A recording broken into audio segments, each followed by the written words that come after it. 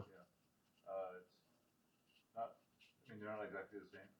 They're both doing an exploratory thing, and so they kind of explore different territory, and they cover some of the same ground. Yeah. Oh, and another one you might want to read is Erlang in Anger, also by Fred Hebert. Yeah. That's a good one about using it in production and goes wrong. all those issues that you might have and how to diagnose them. What was the name of the first book? There's Erlang in Anger. Which are the ones he's on the screen? Yeah. The Beam book. But Is then that there's also the name of the book? it is that. Yes, that is the name of the book, the Yeah. Beam book. It is There's one literally called named The the Beam book. Okay. And there's one called Beam Wisdoms, Okay. which is like it's just a website. Both of them are just websites. Does the Beam book actually have a physical book? No, I'm not sure. no, Do you intend to it's a publish? website. You can download a PDF. Yeah. But Learn Me Some Erlang is also excellent. Like that was how I learned Erlang initially, like more than a decade ago. I don't know if it's 100% current with current Erlang. No, it's back around release 18, 19. But not that much has changed. No. So, No, Erlang does not change quickly, so you yes. don't lose anything by. Yeah, that's the other thing. Erlang is much more conservative. Yes. Than Elixir. Oh.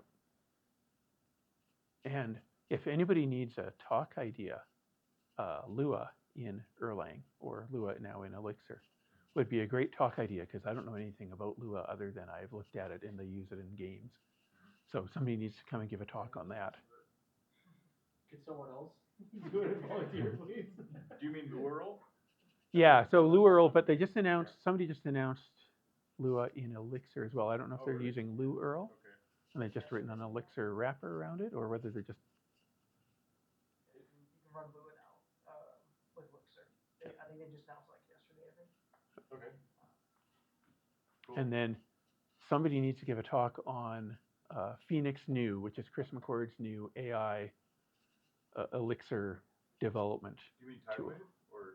No, Chris. I just saw. Yet another one? Yeah, it's literally called Phoenix New in it, but it's the whole word Phoenix. Okay. So not phx.new, which is a different website, but it's phoenix.new, and it's a AI VS Code knockoff, I think. Okay. And it's all in the browser, and it apparently knows Elixir better than the other guys. Okay. Which is cool. The other thing that I would say about the prologue is that the idea with prologue is that it writes like English, right? So your sentence starts, and then you have semicolons and commas that divide up a sentence, and then you have a period that ends a sentence. Yep. So that was like the sort of logic. Yeah. So it works a lot better in prologue than it does Erlang. in Erlang's big thing is functions have clauses, and that's why there's a semicolon at the end of a clause.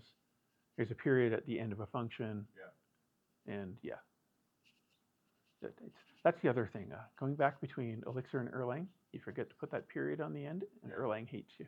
Yeah. You put it on the end, and Elixir hates you. So. Yeah. So remember, if you've typed in IEX or Erl. Yeah, to know where you're at.